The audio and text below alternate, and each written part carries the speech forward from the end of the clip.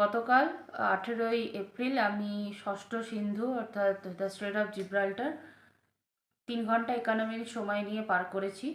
আর এই চ্যানেলটা পার করতে ভীষণভাবে সাহায্য করেছে জিব্রাল্টার সুইমিং অ্যাসোসিয়েশন এবং তার সাথে আমার টিম, যেখানে ছিলেন আমার বাবা এবং আমার কোচ ডক্টর তপন কুমার পানিগ্রাহী।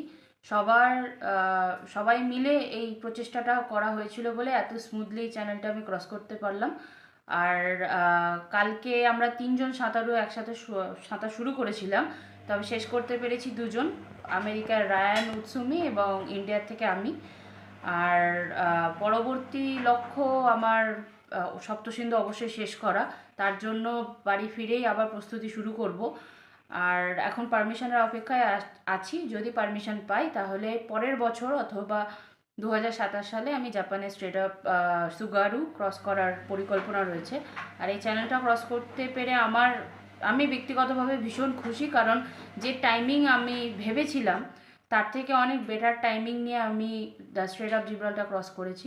তো এটা আমার কাছে খুবই গর্বের। আর এটাই বার্তা যেসব খেলোয়াড়রা নিজের প্রচেষ্টায় এগিয়ে যাচ্ছেন তাদেরকে এটাই বলার যে পাশে কেউ থাকুক না থাকুক, নিজের কাজটা নিজেকেই করে যেতে হবে। Thank you.